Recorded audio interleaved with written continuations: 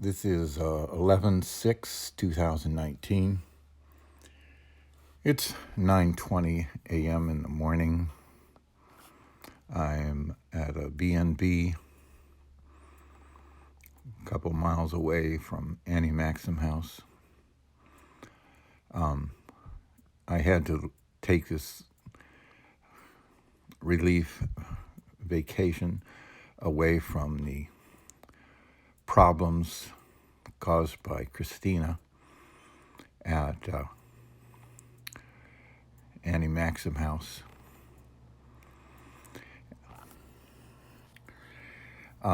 Exacerbated by Lynn, Glenda, and Mel, and some other residents, and unattended to problems and mishandling of situations by Christina, and the rippling effects that went through the staff and residents. So this is a recap of why I'm here. I did not have the money to do this.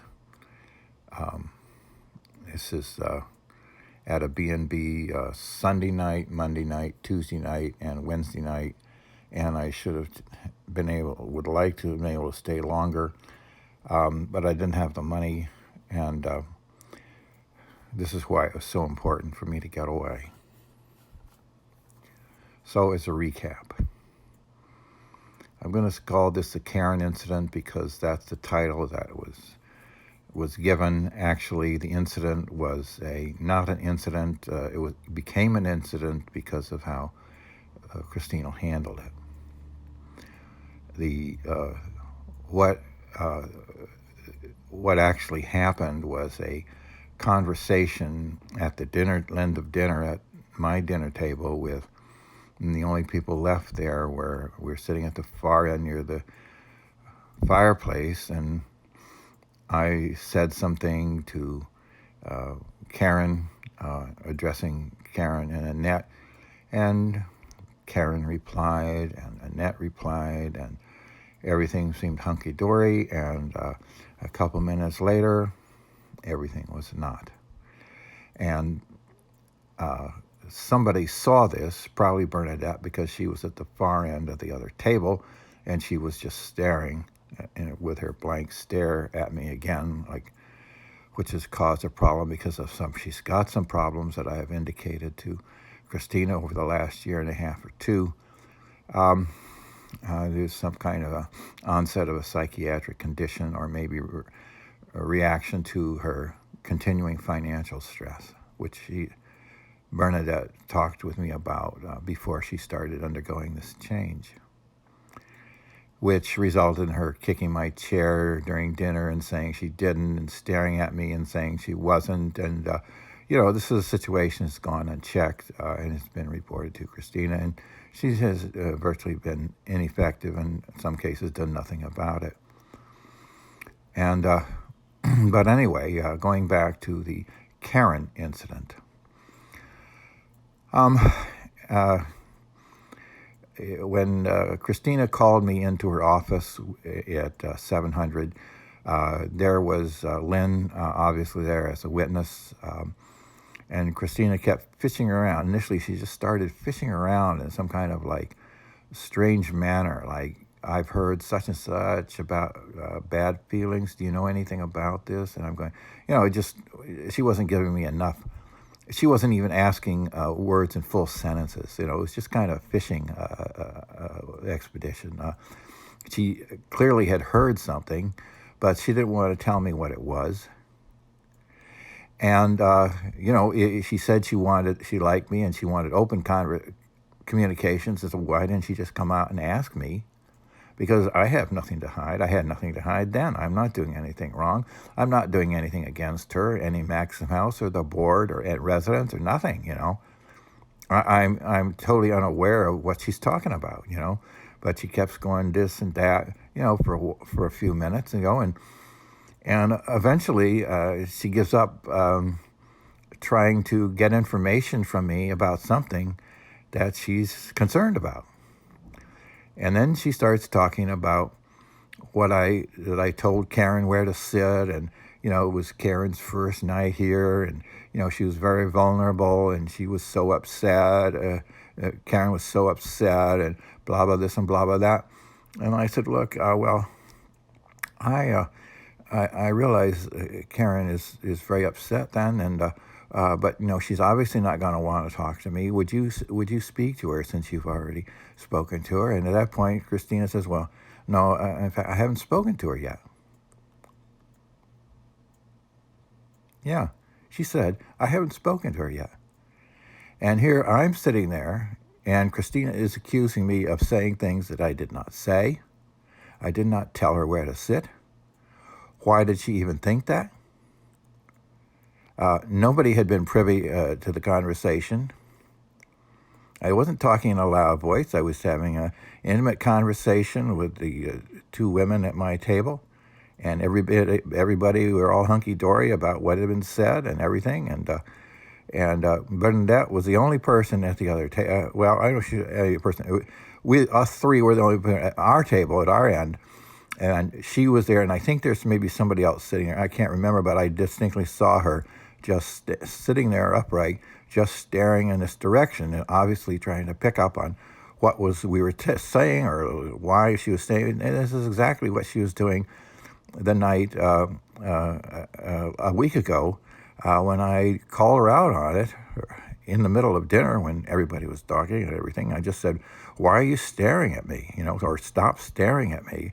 In which he said, I'm not, I'm staring out the window. Which would have been like 2.5, 3 feet from my right shoulder. I was sitting back next to the window, and obviously she wasn't, And why did she deny it again? The same thing she did when she went by kicking my chair, and she had been nights earlier, and finally she did it 3 times that evening, and I called her out on it, And this was not aggressive, abusive behavior against other residents. She's being destructive, acting out aggressive behavior against me. She's the one who should be reported. She's the one who should be taken for a psych eval by Sergeant Peterson for a 10-day hold for a psych eval. You see how this is being misreported, and then Christina will say, Sean, why does this have to be recorded? Well, I'll tell you, whoever's listening to this is why it's being misreported. And this is just the beginning of this little narrative here. Because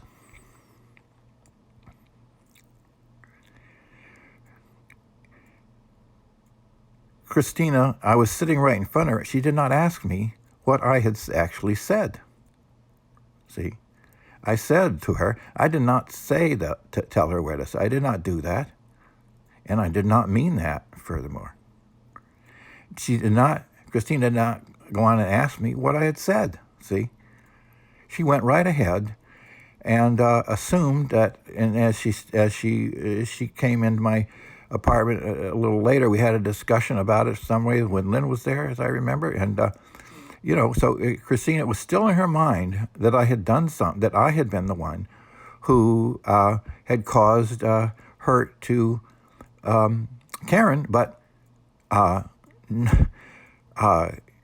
Karen had been seen crying, leaving the dining room, but nobody talked to her and found out why. You see, isn't this interesting? And yet here, Christina assumed that I had been at fault here, see? But she hadn't been present, and she hadn't even talked to the parties involved, you see. And at that time, Christina became very secretive about what she was doing, and she started this monitoring of my behavior and activities and conversations, and all the staff, according to their own words, were reporting these things to her. And this is, and yet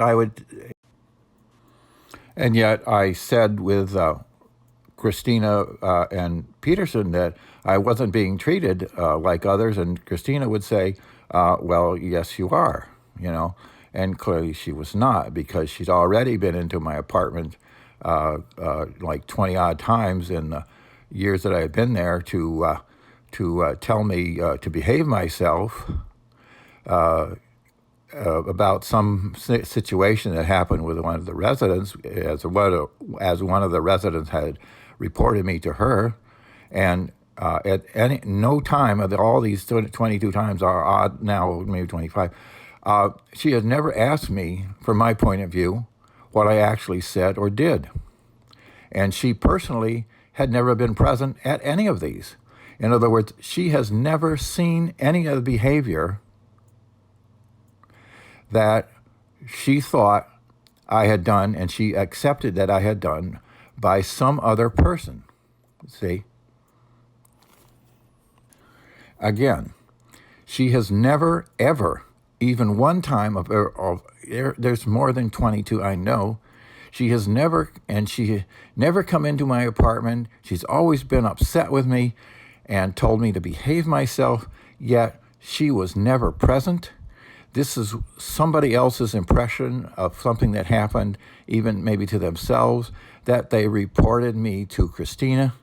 Christina, therefore, knew there were two people involved, yet she always came into my apartment emotionally bent on basically just venting her emotional arousal. Why did she never, ever ask me one question, even one time? I'm telling you, this isn't an approximation, a general, this is a fact. She has never, ever asked me one question about what I said or what I did, and she has personally herself never been present at any of those things, and she has never, to my knowledge, because she never would have said, she probably would have said something to me, she has never observed any of the behavior that she accuses me of, which is basically from somebody else, of which she has never been present, nor ever asked me any input. Now you see why I have to record things and document things. So, after the Karen incident, which is around Christmas time, 2018, she began this secretive, not so secretive, basically surveillance. I'm sure it's not legal. If the police were to do it, they would have to have substantial evidence and a court order, probably of some kind, to do what she was having done. And she subsequently started a couple of months ago doing it to Richard, which she had left off doing it to me earlier. And she did some things that indicated that, she, at one point at the end, she, her informants, Glenda and Lynn, and I heard them do this, say this to him, where were you? And that cannot, with a, hey, how you doing? We couldn't see, where, you've been having a good time. No, that was like, where were you? And Lynn was, where were you? And Richard would say, he basically said, it's really none of your business, and which it isn't. And around that time, I was getting mail for Richard from number 9, and Lynn was there. And I said, I said to the mail carrier, Jamie, let me have number 9 as well, and Lynn was there, and she said, where's Richard? I said, obviously, under the survey, I said, well, that's a good question. You see, I mean, why, what does it matter? What does it matter if I'm, if she were concerned about Richard's health, why do you say, is Richard okay? What does it matter where Richard is? I mean, that's just, anyway, so you see, So back into the Karen incident, and then going forward at that date, going forward, let's see. There was the outpouring of venomous rhetoric by Lillian in the middle of the dining room about what I had done to Karen. And also Mabel had stood up at the table, at my table, a couple of evenings before, and stood up and, pointed her finger at me and said, I'm not talking to you until you apologize to Karen. You see, this is a result of a mishandling of this back to back to Christina, that she didn't find out what had actually gone on. She never talked to me about it. She never talked to Karen about it. She never talked to Ned about it. And everybody forgot about it. Ned, you see, this is what happens when you mishandle a thing like this. When this was reported to Christina from Burnett, probably because Burnett was the only one, who was looking. Other people were kind of breaking up and leaving the dining room. And, this if she put a kibosh on this, because Bernadette actively, aggressively went out kind of soliciting support for her point of view. And how do I know? Because somebody told me so. Somebody told me that Bernadette had come to her and initiated the conversation and opened it up and said, this thing about Sean and and tried to obviously gain emotional support and another recruit for her little army of venomous attack on me and behind my back, which permeated the dining room because Bernadette this to other people and she's just spread it around, and everybody could see it was developing into a wildfire, and this was going on for months, and it still continues to this day as a result of the mishandling by Christina. And Christina says, I thought we had this taken care of. Well, I guess if you just looked around, you'd have seen for yourself, but apparently Christina couldn't see what everybody else was doing, So anyway, one night at dinner, I was sitting at the table near the kitchen, which I had changed, and this is before Bernadette was kicking my chair, and deliberately kicking my chair. People saw her, and she did it 3 times that night. When I finally called her out on it in the middle of the dining room, she did it, and I just turned to her and I just spoke, stop, and everybody heard me. Well, sure they did. I was calling this disturbed individual out. Obviously, she'd been doing this, and I was calling her out. Why isn't somebody paying attention to the mental dysfunction of Bernadette and Christina as well, for that matter? But anyway, so there was Richard was on the left, Gladys was across from me, I was across from Gladys, Christina was to Gladys's left side, and then at the other end of the table, away from Richard, to my right was Glenda, and I think there was somebody else sitting to my right. It may have been vacant. I think there was, but I'm not really sure. I can't remember. But it was insignificant anyway, obviously, to the situation. And something occurred to me as I was eating, you see. Nothing was going on in the dining room. It's just general conversation. Christina was talking to somebody. There was just general conversation, and something occurred to me that upset me quite a bit. And without a word, I didn't look at anybody. I just gathered up my silverware and plate and glass and left the dining room. And I heard somebody remark as I was leaving the dining room, Sean is leaving the dining room. And it came, many people must have heard that because it came as I was leaving to my right, to some of the table over there. I don't know. It may have been a woman.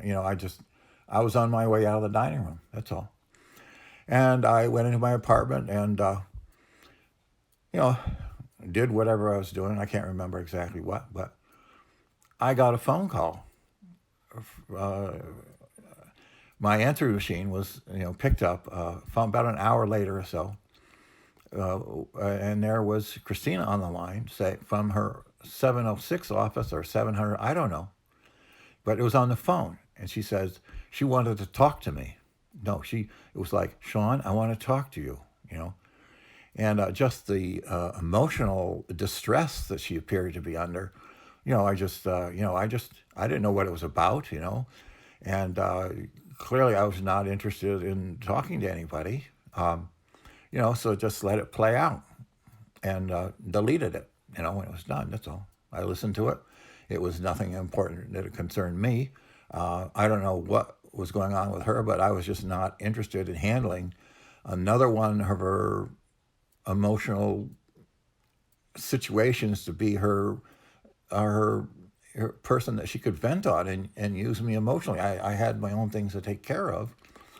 So anyway, so the next morning, right and early, here's Christina again saying, Sean, I left a message for you last night. Why didn't you call me back? I said this and she did that, and I'm going, if she had really been concerned about me, why did she leave the dining room and like an hour later call me?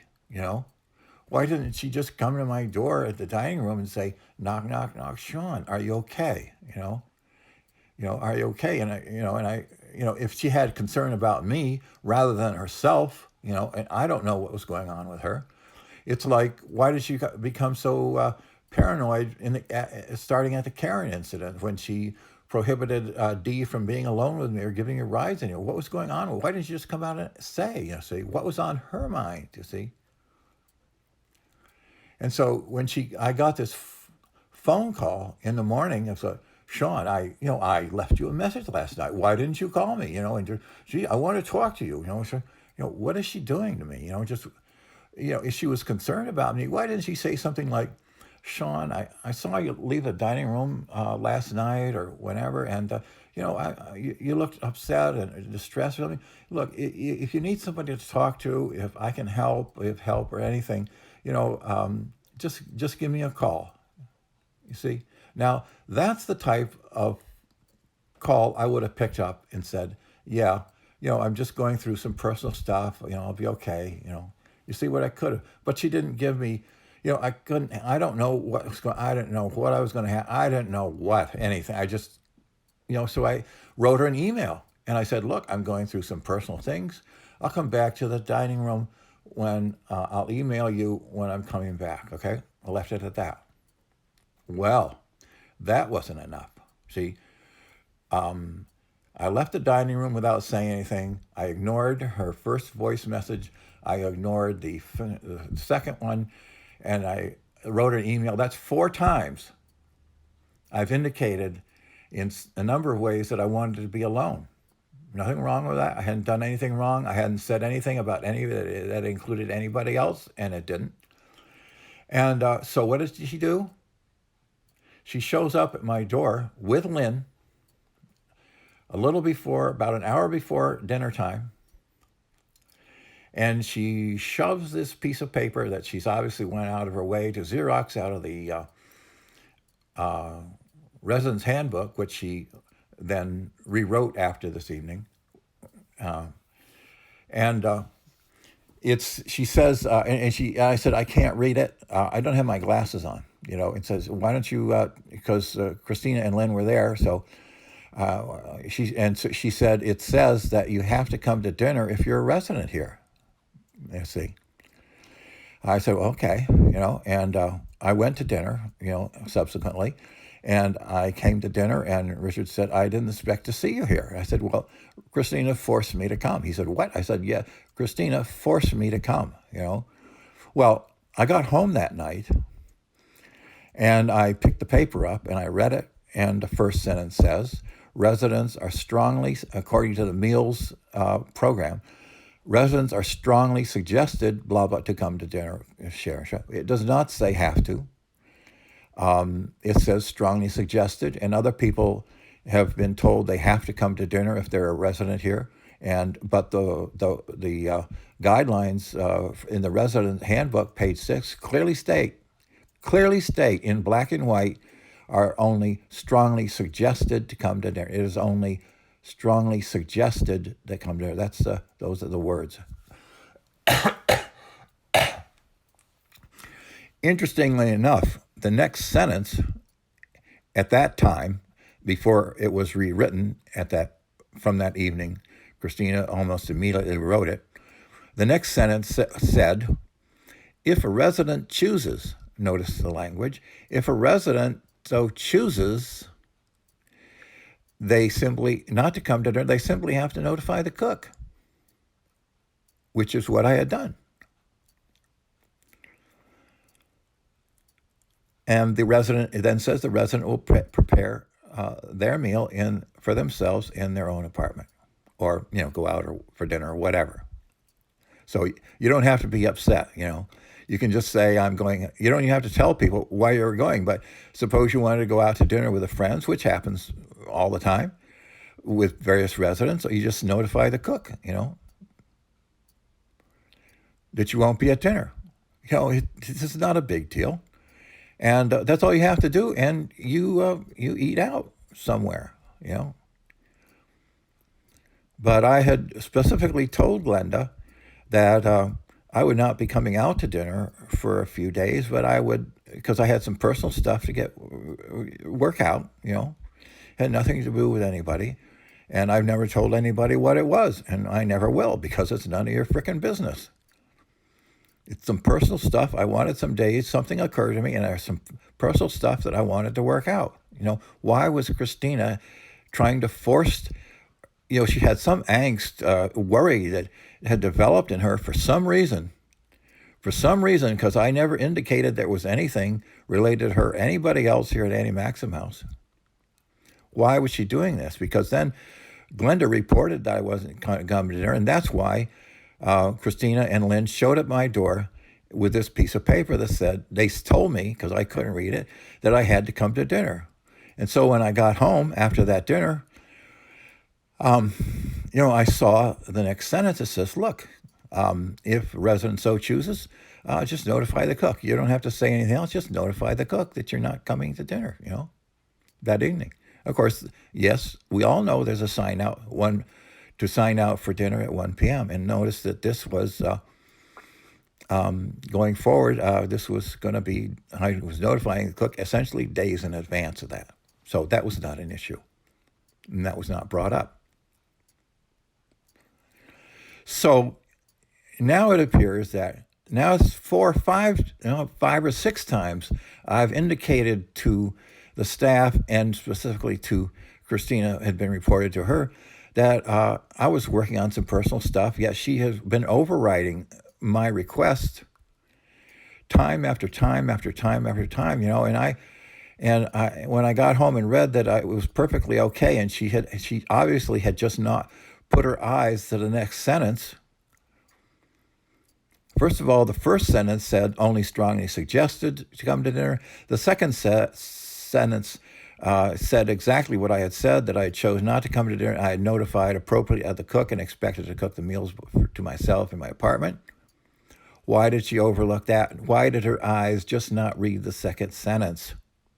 Why did Lynn's eyes not even check out? Lynn probably Xeroxed that for her, assistant there. I don't know. But why did they say things, forcing me to do something that wasn't even written there? And there was no point in forcing me to do anything, because I had notified the cook, and the cook had notified her. And why was the cook even thinking it should be notified? Well, because Glenda was reporting things on me at that time. This was Christina's paranoid phase that was initiated the night that the day that Christina called me in to talk about the Karen incident, which she had not been present or talked to anybody about yet, but had all these conclusions that she thought from whoever had reported their impressions to her. So it was like she was getting paranoid on hearsay of hearsay, is what it turns out to be, actually. So when I was reading this, that that she was continuing and unrelenting, forcing me to come out to the dinner, to doing, I don't know what she was trying to do to me, I don't know what was going to bring her satisfaction, actually. About something that aroused in her, and I don't know what it was, and I had never said anything about what I was working on. And it was nothing inappropriate what I had been doing. So I went to bed, and I simply couldn't sleep. I mean, I needed time alone. You understand? When you got something that's important to work out, and you've got the staff and Christina coming down on you like this, it's just like, what am I going to do, to get some rest here? And so 4 a.m. in the morning, I called 911. Okay, this is an emergency call, unlike what Christina's note of correspondence, quote, which there had been no correspondence that ever about anything. The only written correspondence has basically been a letter that Christina delivered to me, I don't know, maybe a year or two earlier about an incident that she created in her mind. About to behave myself or something, and she had never asked me my input on that, nor was she even present at that incident, whatever it was. But if something had been reported to her that somebody was upset, Christina drew up this letter, and she said she wanted a document. So that's in my file, and that would be interesting documentation to see what she was thinking. And realize when you read that letter that she never asked me. She was not present at the incident, and she never asked me what I actually said or did or thought or meant.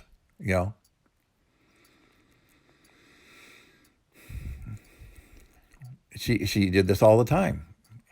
All these times that she's been here, in the years that I've been here, she's never once asked me, from my point of view, what I said, what I did, what I actually meant, when it clearly involved two of us.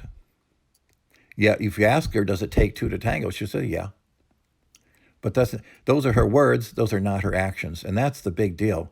Look at her actions. Look at her words, compare her actions to her words, and you'll see a very big difference between that, the disjunct there, my words and my actions. My words can be documented that are completely in accord with my actions. If you document Christina's words and her actions and compare them, they are very severely disjunct, as other residents here know. And I can tell you who these residents are specifically in these things that Christina has done to them similarly. So I called the police, and the police came, a woman and a man, and and I explained this situation that in the previous week, that what I've tried to do to keep her away from me, and I wanted, is there some harassment statute or restraining order? What can be done? And they said, I don't know, there's some technicality, I don't know what it was, that I couldn't charge her with that, but that they could talk to her. And I said, that'd be great. Would you talk to her? And we discussed this a little bit, and that Dee was coming in at her shift started at 6 a.m. She was usually there at 6 a.m. And and they said they would be on. The man and the woman said that that they would be on until 7, and they would drop by. If I would call them when Dee got in to make arrangements to talk to the staff and Christina about the situation that I was trying to get some distance from Christina. And so they left, and it's 6 a.m. And they said if the staff didn't come in by 7, they would pass it on to the next shift. Well, so I called Dee at 6 a.m. or 6:10 or something like that after her shift usually started. So this would be appropriate because I had been talking with the police about this. And you notice this letter of correspondence there, this little blurb of correspondence that between Sean Higgins and staff. It's kind of a misdirection there. It's actually, there was no correspondence. It should have said note or something, but correspondence indicates there's something been ongoing, Again, you have to be very careful with Christina and staff now, because they use words that they may really believe that they are, construing this situation to use the right words, but I'm questioning that, as you're going to see coming up. And so in that quote correspondence note, it says that you should only in emergencies you should only call Mel if it's maintenance or blah blah blah blah blah blah. Well, this obviates the question as to that. My calling 911 happens to be the emergency number. That is the legal emergency number for an emergency. And I couldn't sleep. This has been going on. This woman has been foisting herself on me for over a week now. It's time to stop. She's not listening to me. She's not listening to me. She's not listening to me. She's not listening to me. I need some help. You understand? I need some help. I can't sleep. I need some help. So I called 911. The police came. They said they would talk to her. Why wasn't this noted in this note of correspondence that Christina wrote subsequent to this? And then so I assumed that, so I called and left a note for a voice message to Dee that the police were interested in talking with her when she came in about the situation there. And so so I assumed that so since Dee didn't call, and she obviously called Christina because that was the motivation for Christina's note of correspondence between resident and staff. Actually, it was I don't know why it was couched in those terms, or why it didn't say that if you need help here, you should dial 911. No, it said if you see the note, it created all kinds of barriers to communication. And this was obviously a direct dictation by Christina, ostensibly written by Lynn. Isn't Lynn got any intelligence about what's going on? Anyway, so I didn't get a message back from Dee, and I passed 7 o'clock, and so I assumed the message would be my dealings with the 911 couple. The man and the woman would be escalated or transferred to the next shift. And so I let that go, and then in the afternoon, I get a knock on my outside door, and I see through the curtain there is Christina.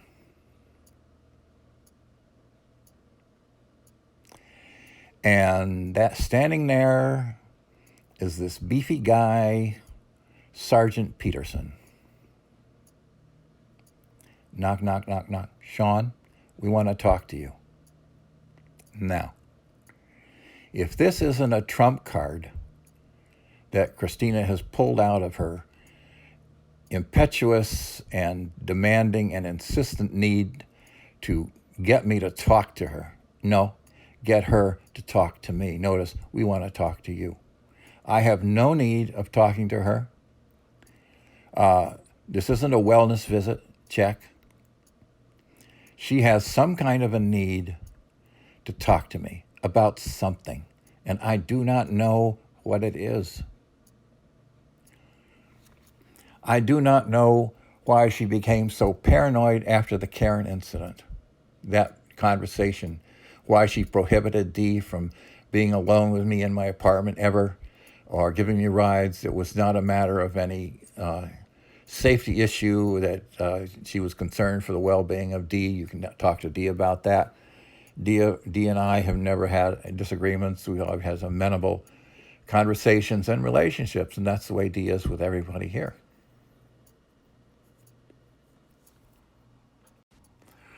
So I let them in, and carried on for a while in the conversation, which basically we set it up that at this meeting that Christina would say whatever she had to say, and then I would have my turn. Well, Christina went off talking, and I made some notes, and they were very upset, concerned that I was making notes of what was basically a 10, 15-minute diatribe by Christina, which obviously you'd have to take notes about what to respond to.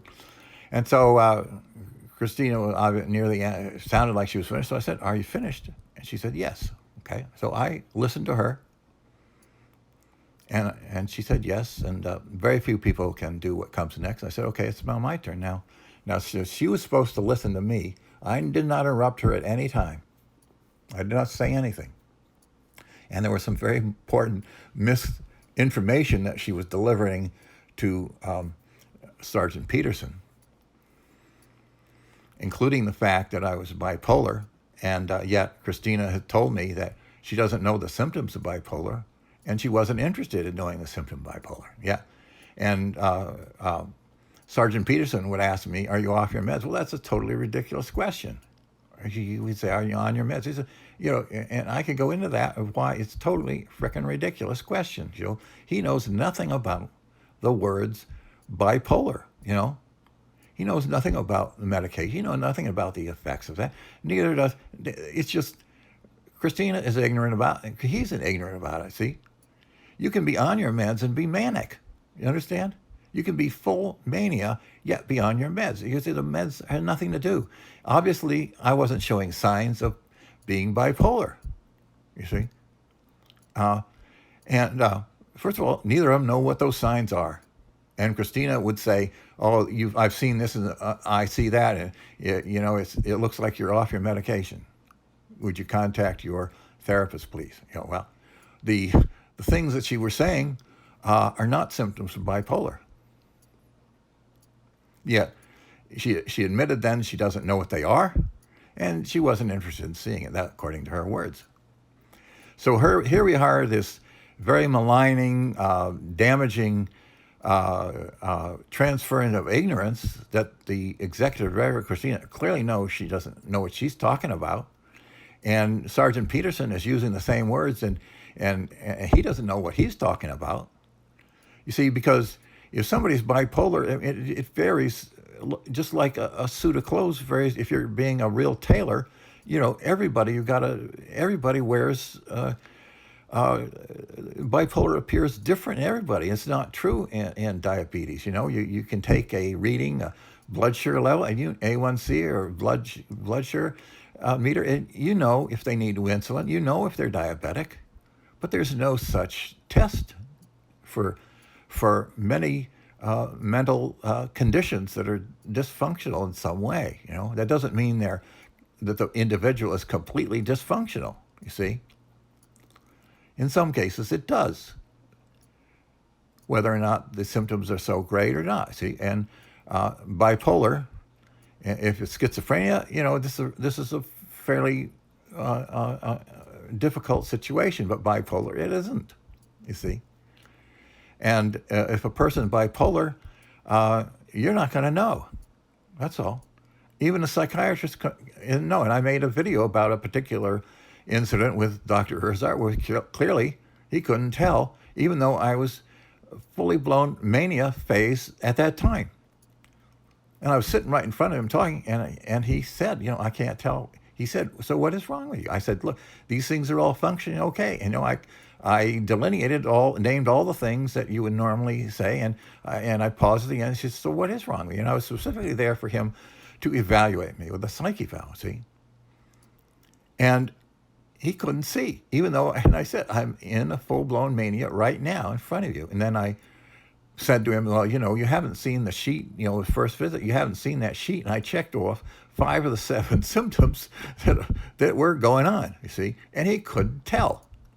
And so how in the world could Christina even say anything about if he can't tell? A professional, well-trained, well-experienced, probably 60, 55, 60 years old, I'm sitting right in front of him for a psyche valve, telling him I'm manic, and he, in a full-blown, he can't tell, you see, until I tell him those things. And then he says, "Oh, all right." So now he's going to, on my word, he's going to write a psych evaluation. You understand how ludicrous it is for Sergeant Peterson to stand there and say, "Are you on your meds?" Of course I answered yes, because he was in such a violent anger stage. After all I did was have a wellness call for Annette, who was in fact in the hospital, so it was totally appropriate for me to do that. And here he is, totally full-blown anger for some reason, jumping out of his car without a word from, "Just get back in your apartment, John." Saying, "I'm going to talk to you." Good Lord, why don't you bring some intelligence along with you instead of those 2 goons, those 2 beefy guys I've never seen before, but they look like the security people in psych hospitals where they, have patients who are out of control. And so, so he's asking me, "Are you off your meds?" And I'm going, Here's a guy who's so angry he couldn't distinguish between one answer and another anyway, you know, and I mean, I mean, and then he's come up with this some kind of juvenile question like, "Are you on your meds?" Of course, I'm going to answer. I thought, am I going to tell this guy what's actually going on here, or I'm just going to answer yes? It'll satisfy him. He can't tell anything anyway.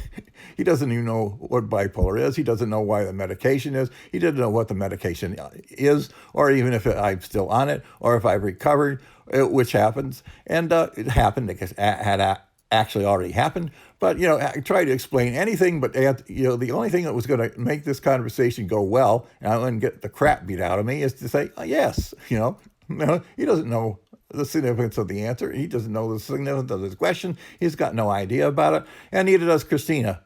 And you see the terrible situation that Christina has created, and you wonder why. Christina says, "Why does this have to be recorded? What's it doing? Why does it have to be done?" Well, Christina, here's your answer. Because you don't have the ability to accurately gather information about what you're so concerned about. You don't have the ability to gather information of what needs to be gathered and from who it needs to be gathered. And Christina has done this since I've been here, the 20 odd times that I've let this go, and it's time to report this because Christina is taking some kind of actions against me, and I've got to get her away from me. I think Annie Maximouse needs to get her away from here altogether. So if you notice in the narratives of that evening, which I just ran across because I just happened to be going, because of this situation that's developing right now, I happened to run across papers from my about Annie Maximouse with the residence handbook and the recertification, stuff like that.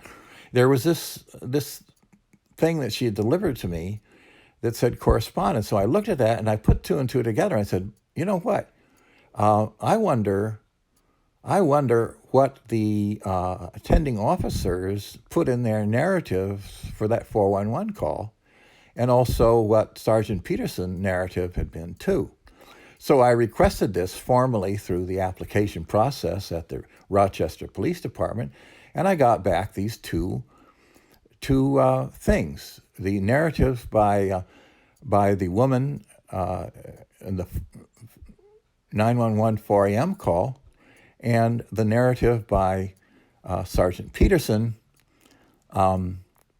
when he had came. And that was on 3-7. And I noticed there had been a modification on 3-9 and an acceptance by the chief on 3-10 or 11. And I'm kind of wondering, what was the modification? Why was it done? What did it say? By whom was it done? For what reason? I don't know, but I think it may be important. But anyway, so then I discovered the narrative by the woman officer who had been attending. It was very vague. It said, resident has some harassment, ongoing issues with staff, workers at the Annie Maximouse. And that was about it. And you see how what I had actually said to her, and compare that to the notes, there's a big difference. I mean, that is not responsible recording at all. And when she showed up after the lack of plating of food at Halloween, 10/31, she said, she virtually quoted that narrative that she had written down and said, "You say these vague things." I said, "No, that wasn't at all what I said." Why did she so misreport this? I don't know if it was intentional or not, but if it was intentional, that's serious. And if it was unintentional, that's serious. That she could have neglected the really important things that I'd actually asked for to separate. You see, if I had been a woman and a man had been in Christina's place, she'd been in jail. I mean, she'd have been apprehended by the police for stalking, for, I don't know, violation of all kinds of standards, you see. Why is nobody paying attention to what Christina had been doing, and the police have been complicit? And I said this to the woman officer. I said, no, that's not. This is what had happened. And in fact, this is documented that I did make that phone call, you see, by Christina's letter of correspondence. So it is documented that I did do these things, you see, regardless of what she says.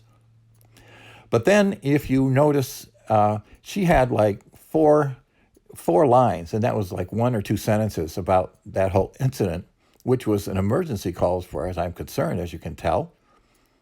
But if you look at Sergeant Peterson's narrative,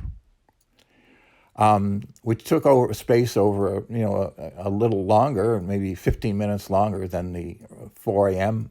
Call with the attending officers, you see he's of great detail. It's nearly a page. And something that's very interesting in this is that it says that there was reported ongoing disruptive behavior by me, according to what he was told by Christina. But what exactly are the incidents that she was talking about? And you realize that she's never been present at any of the incidents that she's ever talked to me about. You understand? So this is her hearsay, and here's his hearsay going into a police report. And a little further down, it says, Sean believes there's surveillance coordination between the Rochester Police Department and the staff at Annie Maxim House. And I don't know where that came from, because neither Richard or I ever thought that. We've never thought the police were involved. We had used the word surveillance, and according to the dictionary, if you want to have some communication, okay, you've got to use, standard definitions, and according to the definitions of surveillance, that's called monitoring persons' whereabouts and reporting it, and for the ostensible objective of gaining information about that person. And that's exactly what Christina had the staff doing. Why did they start doing it? After that, Karen, why were they doing that? You see, why doesn't Christina just come out and ask? Why does it have to be so secretive? I don't know that anybody knows that. Maybe the board knows that. I don't know. This is 12 months. I just learned about this. You see, about this hypothetical thing that Christina's got in her mind and conveyed to Sergeant Peterson, and Sergeant Peterson believes what she's saying, but he's not checking it with me, did he? And she's not checking it with me. And then he goes on to say that that Mr. Higgins believes that Annie Maxim House is doing surveillance, in which they clearly are, but Christina denies. Why? And then for the purpose of evicting him. As though it's not true, and that I have some kind of concocted imagination or paranoia about that. So if you read further down, a couple more sentences, it says that the board of, now this is March 7th, that the board, that I'm just finding about now, because by accident, and it says that Christina says that the board of directors has already officially drafted official papers for eviction. Read it. It's right there in black and white that this is what Christina has told him. Further, he indicates that Christina said that this letter had been forwarded to Mr. Higgins, but I had never received such letter. And I had not been notified that I was under consideration by anybody to be evicted.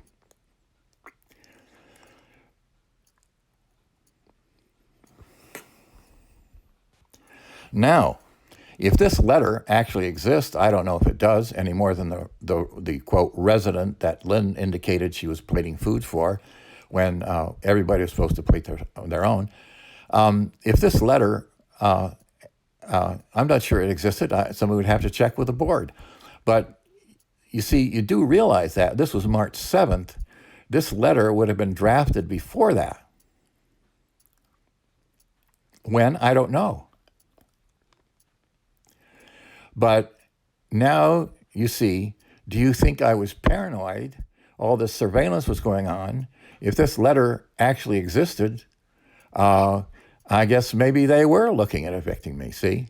Now you see the words, you see that something is very disjunctive, very disturbing to me, that something is being reported to Sergeant Peterson, and whether it's true or not, either way, Christina is talking about eviction by somebody. Either she's contriving situations here, like with this correspondence and this ongoing issues that she hasn't been present. You see, this is beginning to be very disturbing. And you don't you wonder why she's doing this? Why the board is doing this if they're involved? And I'm not being told? And they're doing this secretive, quote, monitoring of my whereabouts? Why? You see, I'm not doing anything wrong. I don't know what they're up to.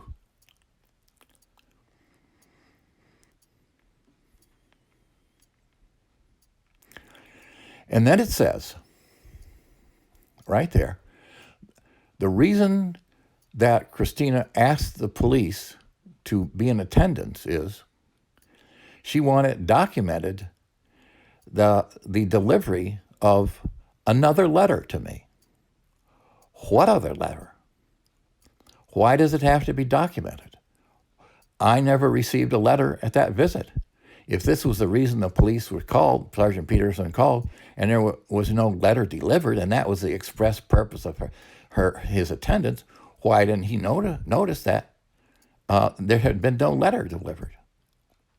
See, again, this disjunct between what's going on with the board or not, Sergeant Peterson, a letter or no letter, a second letter or no letter, and it says another letter. What was the first letter?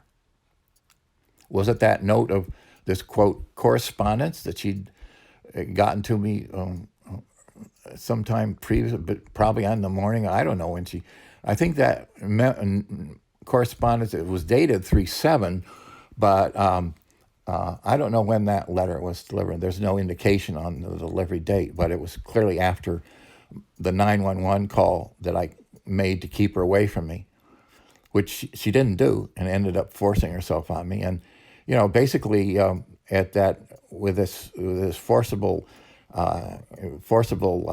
entry into my life, which she just vented. And when I started, when it was my turn, I just started and they interrupted me. I mean, first Christina, first sentence, and then Christina and Bob, Sergeant Peterson, the second, and they completely derailed. I never had was given a chance to hear me out, and Christina just started venting again, and it became obvious to me that if I just let her vent and get her satisfaction from me by listening or whatever she thought she was doing, that she'd be satisfied and she'd leave, and that's exactly what happened. As they said, "Oh, geez, we're off to a fresh start," and blah this, and they left very happy. Of course, obviously the issue had not been resolved, and this is why 10:31 when Christina came and she say, "I thought we had this resolved 6 months ago." See, obviously this is how frickin' ignorant and incompetent Christina is here. You see, she completely ignored and didn't remember that I had said I would respond when it was my turn, and I was gonna say some things that she didn't want to hear. Why wouldn't you remember that if you were executive director? But she's never been really concerned about what other residents have been here. She had a chance with the great outpouring one night that Dee had never seen anything like it, where people were so frustrated and angry with her rules and reporting going on here.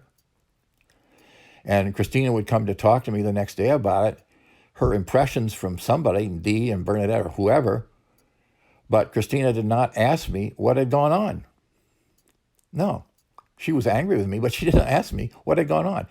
I don't know that she ever asked anybody about what had been said there. Now, why, if you were executive director and you heard this about this outpouring of problems with your rules and regulations and what you've been doing and getting the staff to do, why didn't you ask somebody? You're sitting right in front of me, and I clearly was outspoken that night, along with Barbara Wilson and I don't know, other people there. Of course, Annette left the room immediately, as characteristic. She's the canary in the mine, by the way. And why wouldn't you take the opportunity to find, well, what happened last night, Sean? What were people concerned about? And talk to some other residents about what people were so concerned about. No, Christina doesn't care. She'll say she cares, but her actions, her actions are disjunct and completely different. And if you don't compare her actions to her words and my actions to my words and compare them side by side for disjunct inconsistencies of any kind, then if you do that, then you're going to see the difference, and you're going to see how incompetent and incapable Christina is as an executive director. And I would look at her being a borderline personality disorder. If you look at the criteria, the international criteria of classifications, to our reckoning, I've showed this to Richard and some other people, the signs of this. And I do have some experience to know where to look for what kinds of things. I'm not completely sure of these things, but there clearly is something wrong with her mentally and emotionally. She's frequently referred to, can be in the lunchroom as Mount Vesuvius. People know she goes up and down her emotions and in quite dramatic swings, and why she's threatened 10 times in the last 24, 36 months, residents here with eviction. You got to do this or you're going to be evicted. What is going on here? If this was a juvenile detention home, you might find that. But, we're just a bunch of senior citizens here, elderly means, just doing our thing. And nobody can see why people are being threatened with eviction. I'm just saying, look at her words and look at the actions, see what's going on here. So anyway, you can see in Sergeant Peterson's narrative, if you look at my comments, because I've made a tape about, if I made little marks on his narrative, and it is virtually almost every single line has, Christina wasn't present. This is a nebulous word. This didn't occur. This is Sergeant Peterson's hearsay of hearsay. Blah, blah, blah, blah, blah, blah, blah, And at the very last sentence, it says, Christina indicates she believes Sean Higgins will not do this kind of behavior again, And, so the question is, she's indicating some behavior that she has never been present at. And also she believes that such and such, changes have been made, but realize that I never got to say my input. Again, Sergeant Peterson clearly did not say Sean was interrupted by me and Christina, and we never heard what he had to say. Now, that should be there in the narrative. And, this is the Rochester Police Department sergeant, and also the domestic staff, the man and the woman that came out at 411, and look at their narrative. And you wonder why I'm recording these things, recording these people. Does Christina do you really need you see why these things need to be recorded. You see why I have to say something now, because it's obvious that, it's been before March that, and back to the Karen incident, that Christina has become secretive and paranoid and had surveillance by the staff, and she's had surveillance by the staff of Richard, talked to him about it. And then, so moving on, so that's March. And then, of course, in January, they had my yearly cleaning, the standard yearly cleaning of everybody gets. And I think it was around the 1st of February or so, because I was not feeling well at the one point. And so now on July 25th, 2019, as you see in the notice that was delivered to me by Lynn, they came and said, they came in and looked at my apartment and they said, we've got water spots on the handrails, you got dust on the baseboard. And the peculiar thing is that there was a lot of dust kitties on like 6 feet of the baseboard right below the electrical panel, but no dust of any kind at any of the baseboards. And so they thought there was a housekeeping problem there, but I've indicated why that was true. And it's very interesting. It has nothing to do with poor housekeeping. Anybody who's interested, it's a very scientific, interesting thing. But anyway, so they indicated that I had to do a complete apartment cleaning. Of course, Christina had never been in the apartment to inspect this, but this is clearly coming from Christina. Why would that be? If the apartment had been cleaned by Dee and Lynn the 1st of February. I mean, did they not do an adequate job? What was requiring my apartment to be recleaned extensively or even at all? I'd had a homemaker coming in every week to do everything. It's obvious from the videos about my apartment that I documented. Of course, I had to document things. It's, otherwise it'd be their word against mine. Of course, their word would prevail. So that's why I have to record things, Christina, because you are so unreliable and I don't know what's going on with you.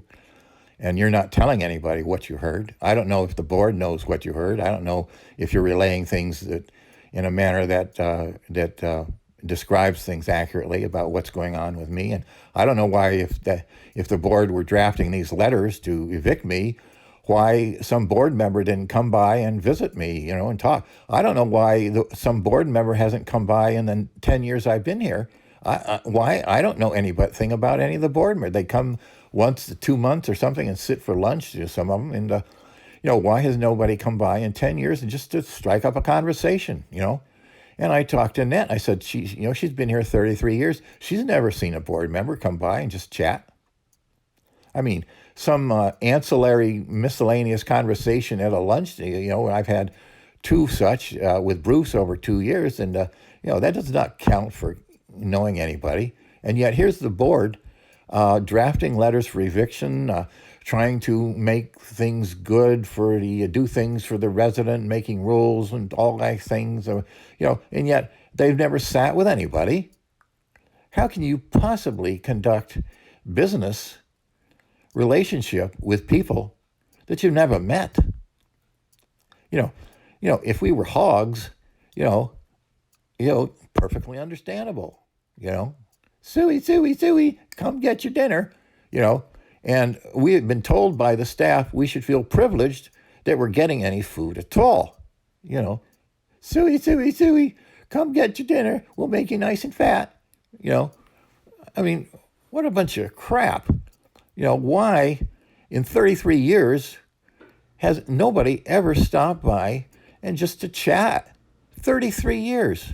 The board, trying to, ostensibly created by result of Annie Maxim's dream to provide for support and well-being of the residents. Yet they don't even know the residents.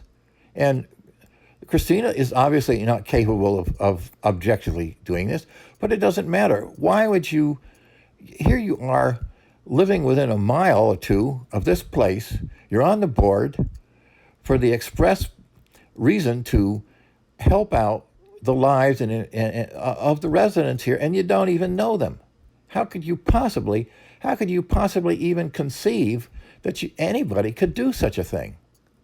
I don't understand how it could be done, And this is why people here distrust the board, because we don't know what's going on with them. And Christina obviously doesn't report right to us. She can't be reporting right to them.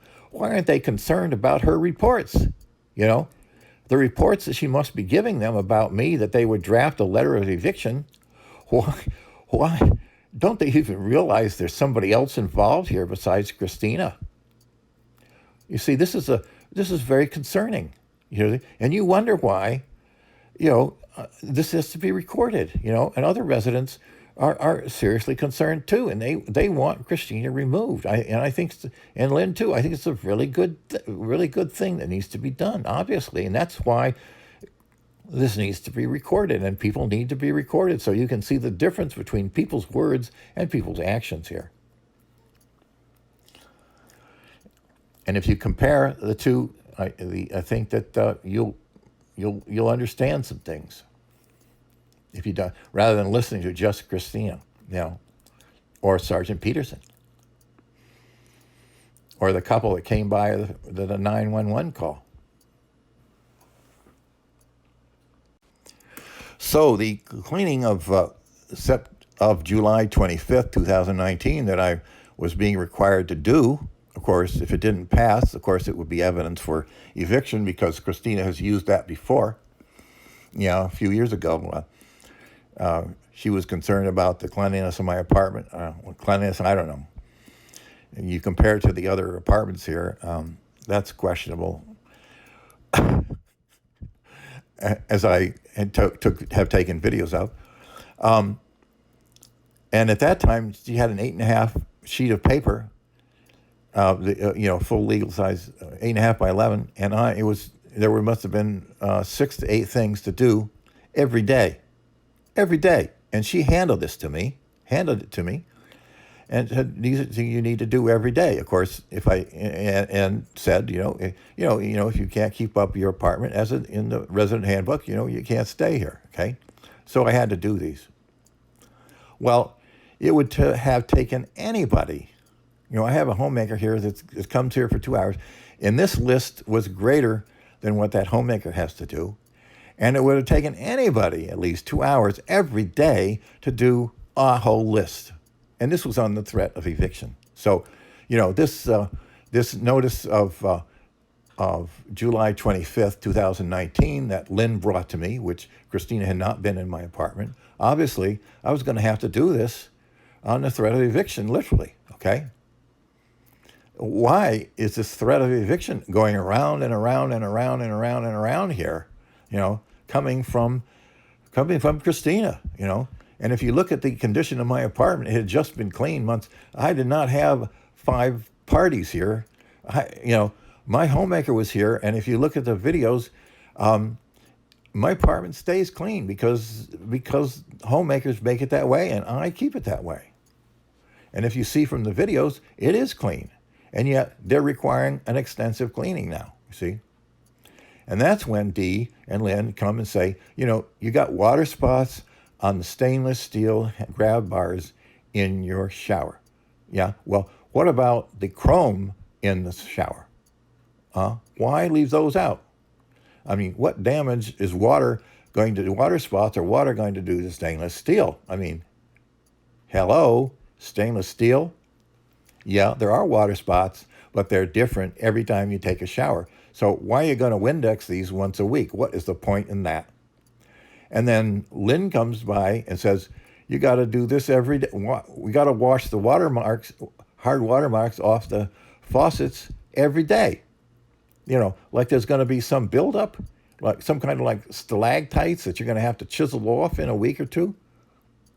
I mean, this is just, and if I don't do these things, this is grounds for eviction, and this stuff is being reported to Christina because Lynn indeed told me they are.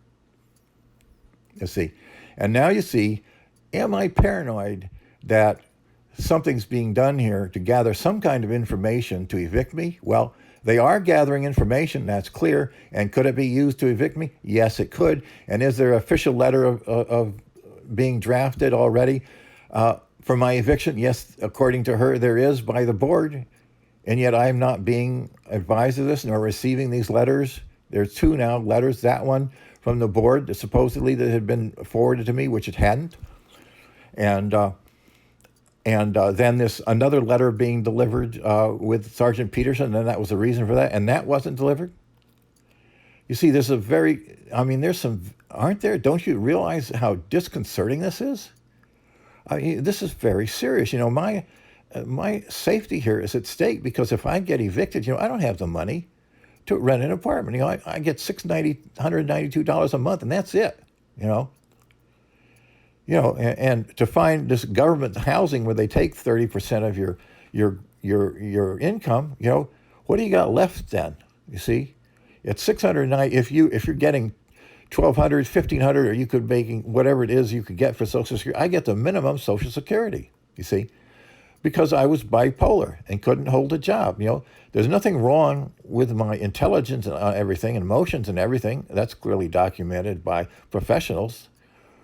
But there's something else that I have difficulty holding a job. I can be self-employed, but I cannot hold a job. There's some people can't hold jobs. It's not because they're bipolar, you see. I had trouble holding jobs before I was bipolar. It just was my nature that I was very successful when I was self-employed. And there's a whole lot of people are like that. Steve Jobs, you can name them, um,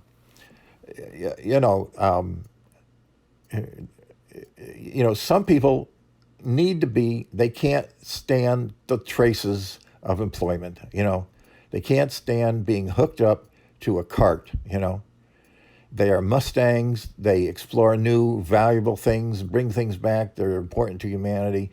But it is such a misconception that, somebody is mentally ill, they're no longer able to function or provide any kind of reliable input of doing anything.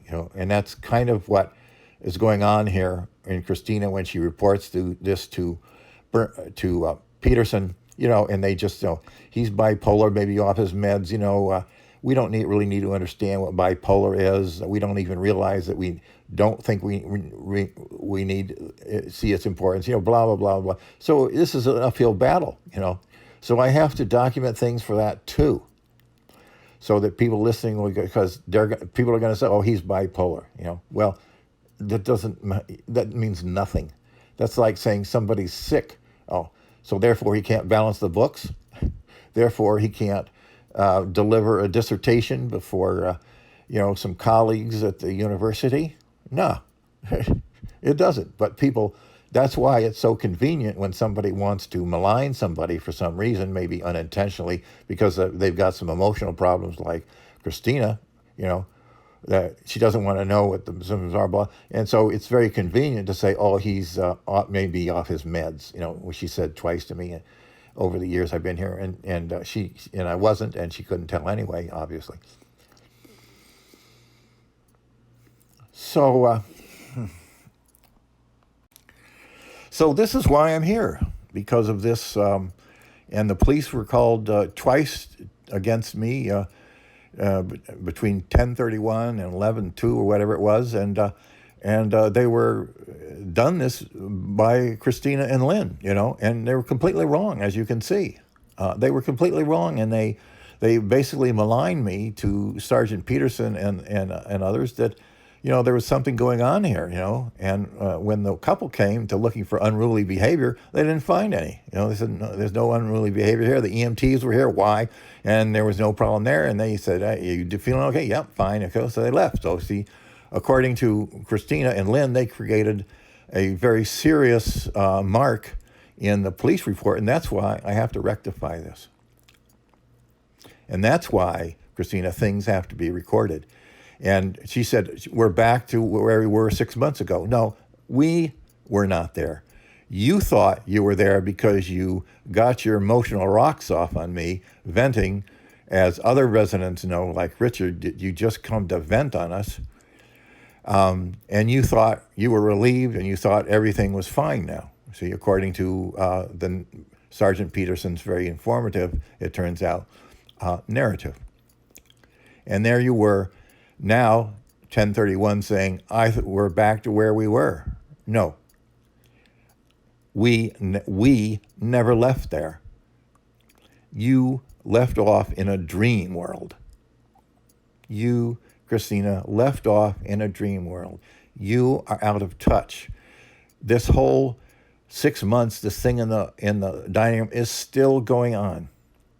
You are out of touch with reality. You have a other reality created in your mind, and something is wrong with you psychologically, psychiatrically. And my suggestion is check her out for borderline personality disorder. It looks like she has 5 of the 9. I don't know. I'm not a professional. I'm just saying. She needs to be, look at her words and her actions. She needs to be checked out. And Lynn is just going along with her in step. And I don't know what's going on with Lynn. She does not have that problem that Christina has, but Lynn is created with her actions that she's delivered from, and she's gotten really on board with delivering the spirit of Christina against us here, and she should be removed. She should just be removed. We need somebody here besides a robot.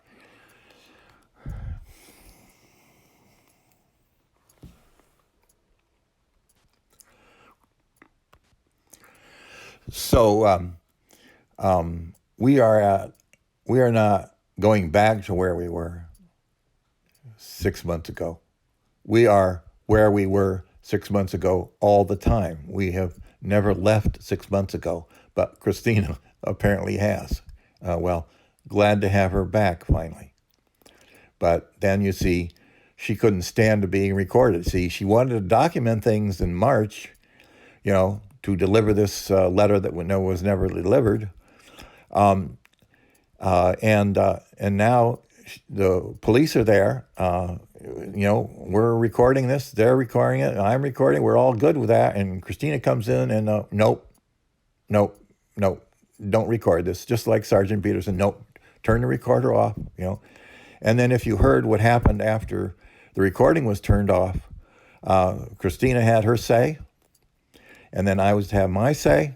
And she started interrupting me. I said, "You're interrupting me." She started interrupting me. She said, "I just hold your tongue," I said to her. Yeah, well, that was the deal, wasn't it? I mean, she was like a little petulant witch, so to speak. And I said, and she couldn't tolerate it. She couldn't tolerate listening, and so she left. You see, now that's the executive director.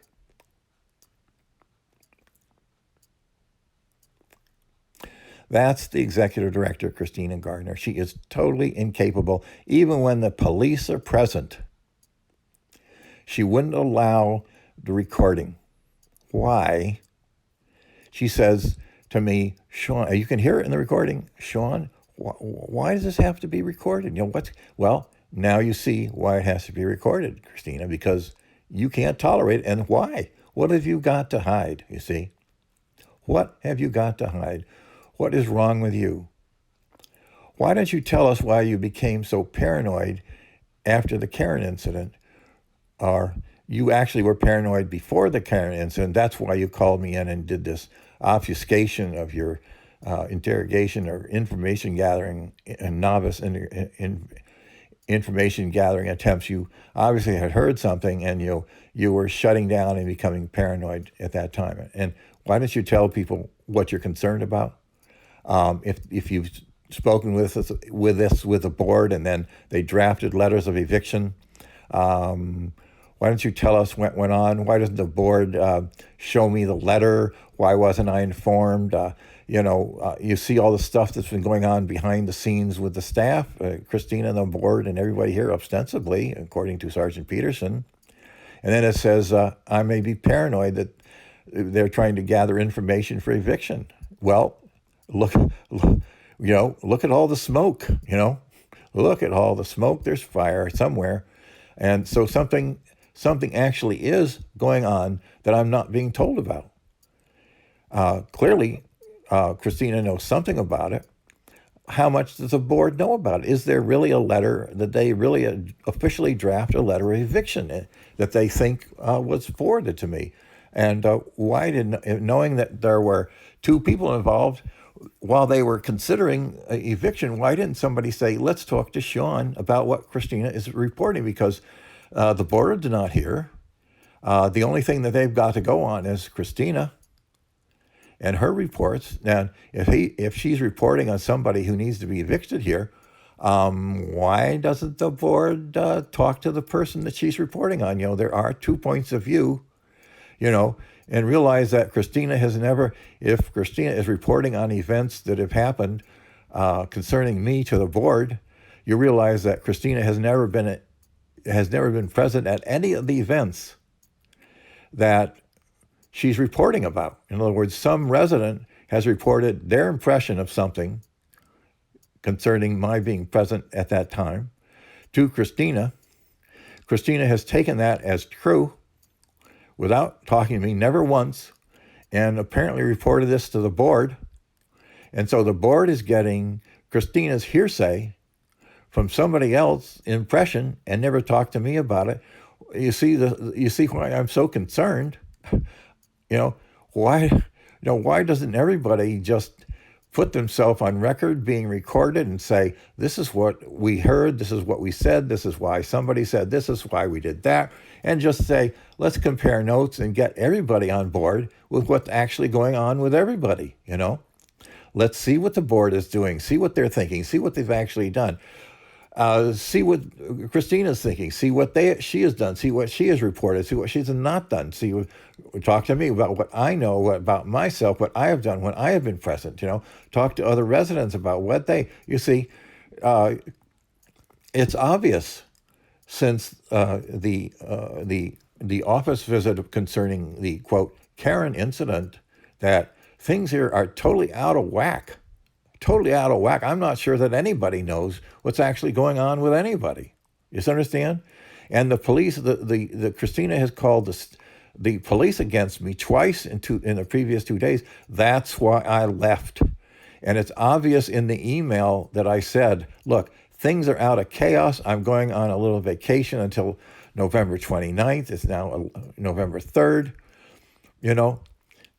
I need to get away from here, and maybe people will calm down by November 29th to the point that we can sit down and discuss things, And I think it's absolutely essential that there's a mediator, not a moderator, a mediator. We don't need a monitor to record things. We need a mediator to go as a go-between to not just me and the staff, no, between Christina and the board.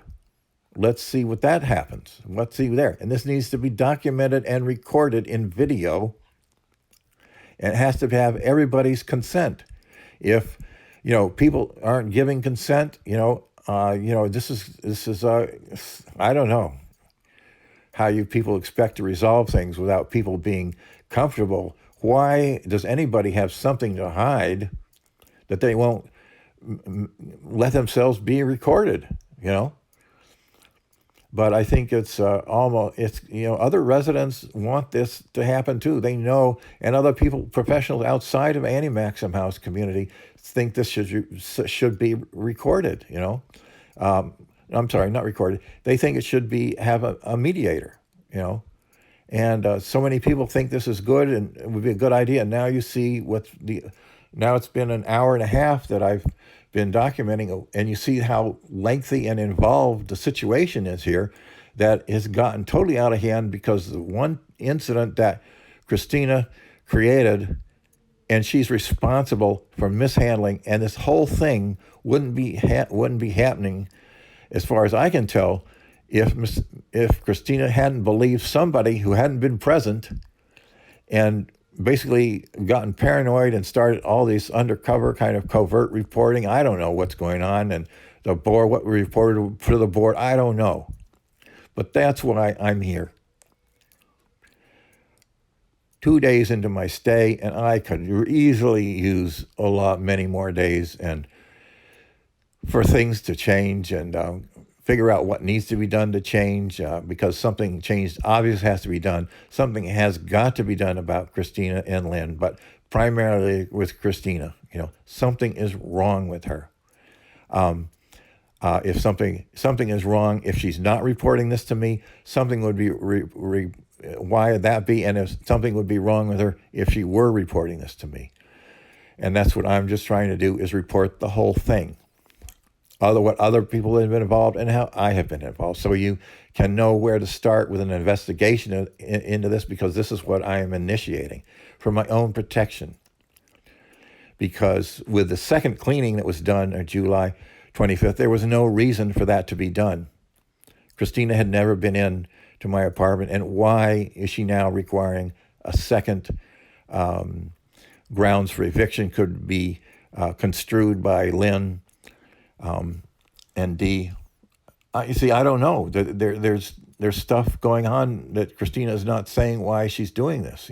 Why is she now initiating some kind of thing that clearly doesn't need to be done, which could serve as gathering information like water spots or something, as though that's a health hazard or something like that, which Lynn and Dee conveyed that it would be, and of course, clearly it's not. And as I said in another video, I actually called a plumbing supply and talked to the guy, and he'd never heard of it, and he thought it was a joke, cleaning water spots off every day.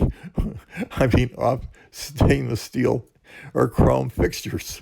I mean, this is really, you see, if you can imagine, I mean, I don't know if the board would believe this is grounds for eviction, that Sean's not cleaning the water spots in his apartment, And why is nobody else being required to clean the water spots off their showers, And why isn't everybody else getting this list that has to be done, as you see, is September on July 25th? How come nobody else is getting this list, And I go, look at everybody else's apartment, and mine is so much cleaner. See what I'm saying? Mine has so far fewer possessions in it, So the rug can be vacuumed more completely, clean everything. It's just so obviously cleaner in so many ways, so much more organized, And I asked Barbara Wilson, is she getting the, is she being required to do water spots? And she says, what? Are you kidding? No, And then I go, as everybody hears, this is iconic. Everybody knows this. Sean, can we talk? Richard, can we talk? Barbara, can we talk? I mean, it's a standing joke. If you ever, it's a standing joke. It says, hey, can we talk? It's just this hushed, emotional, repressed, emotional excitement that Christina has, and I mean, it just, you don't want to open the door, because there's this, you're going to let in a deluge of emotional excitement and arousal, and you're going to have to listen to this person, Christina, just vent on you, and she's going to leave with nothing having been resolved. You're going to have a black mark in her mind that you've done something wrong, even though you told her you didn't. She won't believe, she won't listen, she'll go away with the same emotional arousal and conviction that she has, and people will believe her. When she talks to anybody, everybody knows this about Christina, that she's believable, she's sincere, she believes herself. She doesn't have a clue what she's doing, and that's why I think investigating her for her borderline personality disorder, some kind of disorder, and people recognize that she can't handle the job here. It's just over her head. She's not capable, competent, whatever it is. She should be suspended immediately pending an investigation, put an interim executive director, and not Lynn. Good Lord.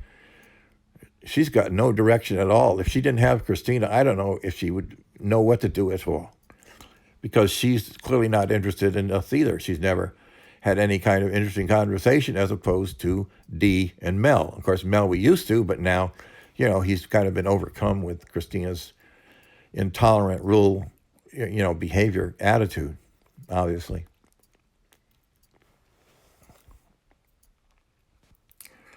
So, in conclusion, hour and 33 minutes now. This situation has required all kinds of time dealing with this, Christina's problems, that she's creating for me. I mean, all the recording, you realize it takes so long to record this, record these things. I got to put it to my computer. I got to edit it. I got to render it. It occupies some of this hour and 33 minutes is going to take probably an hour or two. Well, probably it could be, originally it was 5. For one, it just ties up the computer, and I can't use the computer because it slows it down even longer. So you realize the amount of time, the number of videos that I've put up to YouTube, and that's only a fraction of the videos that I have created, recorded. Instead of writing things down, it's so much easier. I can talk off the top of my head, and as you see, it comes out in fine way. Some people can do this, some people can't. And anyway, so it's perfectly understandable. You can ask questions. You can just look at the time mark. If you want to ask me a question, just to look at the note, the minute and second, and I'll go back to that and see what your question is all about, and I can respond to that. But this is why I'm here, and this is why this is being recorded.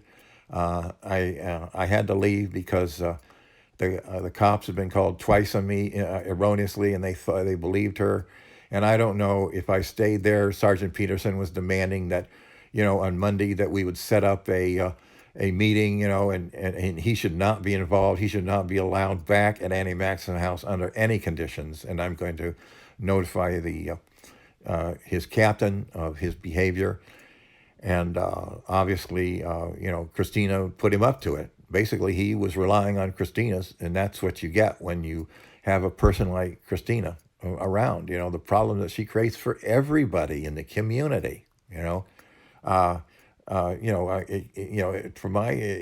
sounds like she's like a real liability. She's saying things. She's really endangering people's lives here by allowing this to happen, to the extent that Annette is so upset about things that have been allowed to go on in the dining room that she's now in the hospital. And Christina is saying things like, you can't touch the breakers on the circuit panel. An electrician has to do that. I mean, if there's a spark, you've got to turn those off. You have seconds to get to the circuit panel and turn the electricity off as if it's causing a spark anywhere, because a spark is open flame, and it will set anything burnable into combustion immediately. It could be inside the wall, and this place would be gone. If you waited, it would be gone. But if you get to those circuit panels, and we have fire drills, but there should be an electrical drill when you see and this is required by code, that residents of any structure should have unfettered 24-hour access to the circuit panel and to operate those according to their discretion. And this thing with Christina saying you can't operate these, we'll put it on the schedule for electrician. Yeah, right. This place will be burnt. If there's a problem, this place will be burnt down like a month before that electrician gets here. And this is a number of things that Christina is, these are serious, life-threatening advice and conditions that Christina is creating a very serious liability for Annie Maxson House, and very serious threats of personal safety here, And why is she not aware of this, Why is she not aware of this? So I'm standing right next to her when she's in this thing. I have a remodeling experience that is 3 times, 4 or 5 times what Mel experience got. And Christina has got none. And here I am, very well experienced, previously licensed, insured, bonded, very successful career as a remodeler. Why don't they listen? Just listen to me. And I could tell them, you do, this is the code, go check it out, call the electrical inspector and ask, why doesn't she ask? Why doesn't she ask questions? You see, she's actually endangering people's lives, of course, right? And there was a problem with one of the outlets, and I notified Mel, and he came and he said, well, we don't have enough things on the schedule to deal with the obviously dysfunction of that duplex receptacle. So we'll put it on the note to when the electrician does come, he'll come and take care of that. So, right? I don't think so, guys. No, he left the apartment, and I immediately turned off the circuit breaker. Actually, it had already been off. When I discovered the problem there, I turned the circuit breaker off. That's what should be done. When he came in and he found this thing there, any competent building maintenance guy would have said, he said, where's the circuit breaker? Turn this thing off, you see? And I would have told him, okay, I already turned it off, guy, you see?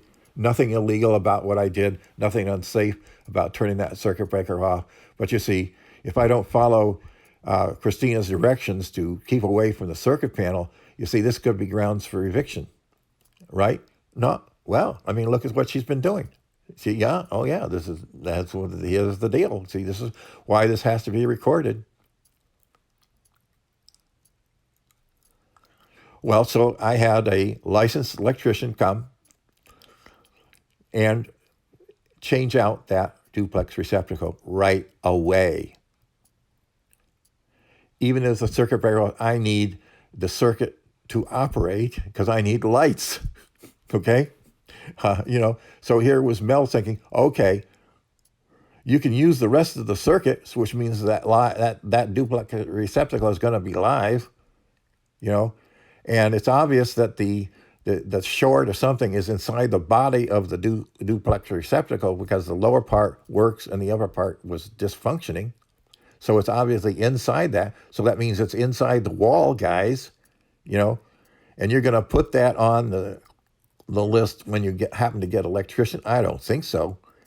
And I'm not going to have a dysfunctional duplex receptacle in one of my walls, even if the circuit breaker to it is off. Because maybe they ran the hot to the cold side, you see. Maybe because there are circumstances that even electricians or maybe their apprentice, they don't realize that you're supposed to run the hot to one side and not the other. And it's not a question of whether it's red or black or white. You have to know which side to run the power to and which side to be the ground. And, you don't know what's going on inside that wire. You don't know if that's the beginning of the run and it's hot for some reason and the breaker is on the downside. This stuff happens all the time. You wonder why construction sites go up in flames. Usually it's electrical. Somebody miswired something. You see, and you shouldn't have to know all this. You should know that if there's an electrical problem in the wall, turn the breakers off, get an electrician in here immediately because you got a problem, okay? And that's why there should be an electrical drill, just like fire drills, so that residents know that if there's any electrical problem, they immediately go to the panel, throw all the circuits off. You don't have to look up numbers, what figure out. Sorry, no. You should have an indicator inside, this way off for one side, this way off for the other, and the instructions should be well known where the circuit panel is. You know how to open the door. If you see it, you see a spark coming out of the wall, you don't do anything except run to the circuit. You don't call 911. You don't call Christina. No, the first thing go immediately to the circuit panel, throw everything off because you don't know what circuit that's on. So you throw everything off. Then you call the fire department. That's the 911. That's the next, not Christina, not the maintenance man. You need a fire department in here right away. And you don't want to wait 15 minutes. You don't want Christina to come over here and look, oh, blah, blah, blah, blah, or Mel come, blah. Wait another 15 minutes. No. Throw the breakers off immediately. You've got seconds. It should be seconds. You should have those circuit breakers off within 5 seconds. That's how important it is to stop that open flame from going anywhere. You understand? And electricity is in the walls. You got a big problem here, the way this place is constructed. I mean, this is a very serious situation that Christina is advising residents here, okay? And so the next thing, the circuit breakers are off immediately. The 911 call for the fire department to come and inspect the situation immediately. Then on hanging up with them, they're on their way. Now you call Christina and Mel, whoever coordinate that, but Christina should be next in line here. You see, she is not first. She may want to be first, but that is not good advice. That's very serious time delay.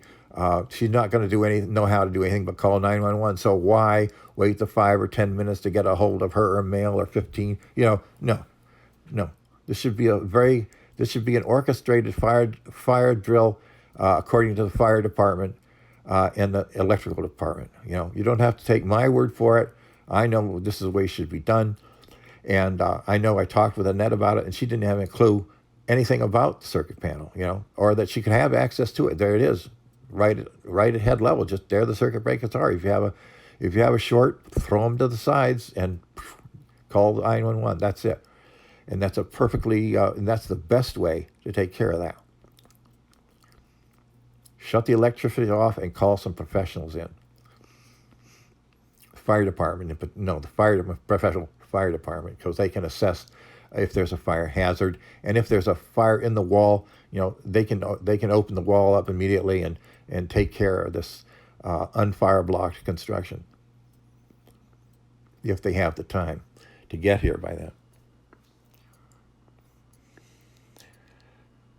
So anyway, so you see just a few important more notes here. So anyway, that's why I had to get away from there, because I don't know if the cops are going to be called, maybe in a wellness visit, because Christina has brought this up. She got no. I didn't answer her phone and everything. She was going to come over and come into my apartment. Well, why would she come over? She's got no training. If something's wrong with me, why does she just call for a wellness visit? Let professionals who have the training, they can do something about it. Why time delay things? So, and people, staff knocking at my door wanting to know this, impetuous phone calls, messages. I did to get and Sergeant Peterson wanting to, with his violent emotional vent against me, insisting there's going to be a meeting with him on Monday. And so, no, I'm sorry. Rochester police are not mediators, moderators. He is personally not capable in any way. And so, so I would have to deal with him, tell him no on Monday. So no, I get the heck out of here, and just let you guys calm down. I'm just trying to be in my apartment, call a wellness visit to a friend of mine, Annette, and, look what happens, how that blows up, get the police in my apartment, gets this intimidating activity, aggressive behavior from this guy who's been put there, aroused something by Christina, and Lynn's knocking on my door. You people just gotta get off my back. Just give me some little space, for crying out loud. I'm not asking for anything, but just, I'm not doing anything wrong. Just, so that's why I'm here. That's why I'm here. I think.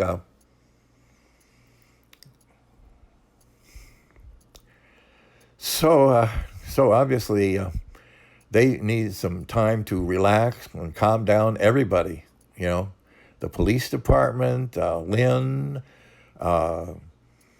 Christina, Glenda, the board, and when we get together, we need a moderator. We need a mediator, and I need to find out what the board is really thinking, because I don't know. It's been represented to me. I don't know if I've been represented accurately reported to by Christina. I don't know if Christina has reported things accurately to the board. I think this need to be a sustained full disclosure with a mediator to find out what everybody's doing and thinking, and see that their actions are substantiating those things. And so I'm looking forward to, and other residents there are too, looking to kind of restore a pleasant social environment here, because myself and Bernadette and Dee and some others are staying away from the common areas because of the turmoil and the reporting and the the irresponsibility and incapability of Christina to even perceive that things are in such dysfunction here. And we don't know how the board is involved or informed of this, because they have never sat with any of us, even just to chat, to see who they're representing and whose interests they supposedly are trying to do anything about, to assist in any way, according to what Annie Maxim's dream was. I think we kind of need to look at what Annie Maxim's dream is, or was, and could be, and see if we can't restore a real pleasant living environment here. See that things are financially stable. From what Christina says and Bruce say, I think the financial advisor and the bank are clearly not doing a good job. From what's being done. And I don't know that much about it, but just from my point of view, it just looks like things aren't being handled well. Anyway, so I think that we would all like residents would all like things to be substantiated, to be recorded, to be restored to a pleasant work environment, and many of us would like Christina removed immediately, and something done about Lynn. A lot of us feel she should be replaced as well. Mel and Glenda, Glenda is kind of a pain, and Mel has gotten this, he's adopted this authoritarian outreach arm from Christina. He didn't used to be that way, so he might be able to be re-educated. And Dee has been understanding what's going on all along, and she and I have had such conversations about that, Christina, and the things that's going on here. So she's been a wonderful person. But as other residents will concur in that, as they have told me personally. So anything that I'm telling you about other residents is that the other residents, and I could give their names, and I would if the residents would give me permission to say who they were, because I have assured them that I would not reveal their anonymity in any way before they gave me the okay to do so. So anyway, so any substantiations of this, I think that they all indicated that if the environment were safe for them to speak out, that they would. And but with Christina's vindictive, retaliatory situation, as is obvious from the Karen incident of that day, that she went basically wouldn't tell anybody why she began this covert kind of surveillance kind of me, and all these subsequent activities, and did this letter to the board exist? And obviously they're looking at, if it did, they're obviously looking at evicting me yet, but I've not been told. I've not received any letters. Christina has not said anything like this, and she's said that they're not doing anything like this, but then on the other hand, she's indicated that they are. So which one is which? I mean, which is the reality? So I don't know. This is what needs to be done, and I have to figure out what to do about this, because if the board is doing what she says they're doing, there's a problem there, and if they're not doing this, then there is a problem there. So it doesn't matter whatever way you cut this cake. One of 1,000 different ways. We have to get together. Everybody has to get together and clear the decks. And as Christina said, she wanted open communication, but then she doesn't want it to be recorded in one instances, but want it documented in other. She's very conflicted. But I concur the police they're not to be involved in this because it's not a criminal matter, and so nobody's ever seen any criminal matter here, the police staff or anybody. So why rely on the police? Why does Sergeant Peterson think he should be present at a meeting or even be party to setting up a meeting? I don't know why he's being protective of Christina. He adopted her as she adopted him. I don't know. Why did she feel necessary to bring Sergeant Peterson to my door at that time? When I called 911 against her to keep her away in the morning. Didn't she get the message? Why did she feel a need to talk to me? I mean, what was it all about? I don't really know. I don't really know. Honestly, she was there and vented. I don't know. It had nothing to do with my leaving the dining room that day, and yet she vented for a full half an hour. I don't know. None of it was related to my leaving the dining room. You understand?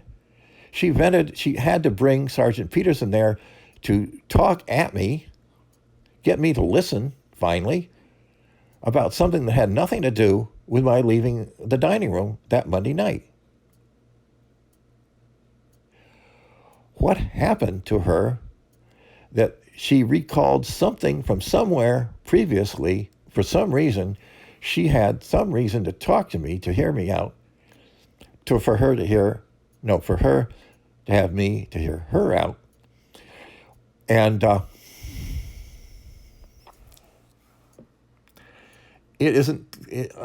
couldn't understand why she was, where she was coming from, you see. I had specifically called to have time away from the dining room public areas on that Monday night. No, I hadn't called. I had just withdrawn, as Sergeant Peterson said I should, and I had done, but he had apparently hadn't noticed. And why then Christina developed this severe need to talk to me about something.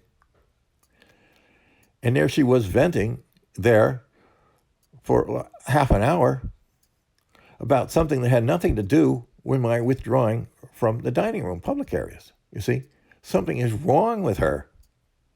Why did she feel a need to bring Sergeant Peterson along to deliver a letter, ostensibly, according to him, that didn't appear? I mean, it wasn't delivered. I never got a letter.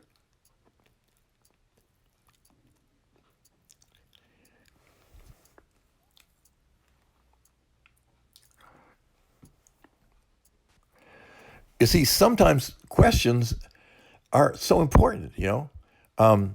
We don't have the answers to so many of these, but we do have some very important questions that I've brought up. And these questions need to be answered. You can't go evicting people without giving them some kind of warning about that you're doing it. You've created letters and you haven't even checked with them, and you haven't even been present about what's being reported, and the person that is reporting to you, you know, didn't check with you either. So it's basically one person's impression and the board's hearsay, and nobody's checking out anybody, the validity, the veracity of anybody's doing anything here.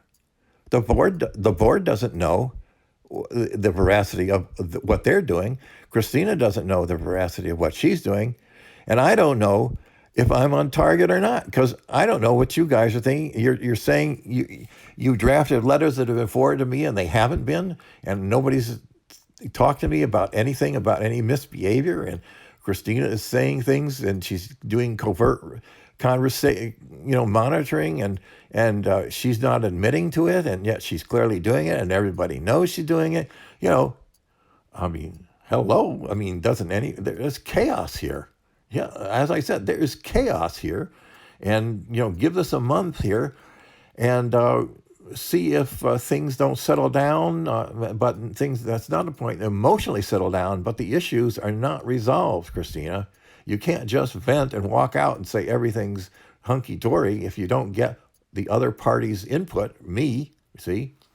So this is why everybody's input needs to be done and put this thing and to actually resolve situations. And I think the first thing really needs is to get rid of Christina, not me.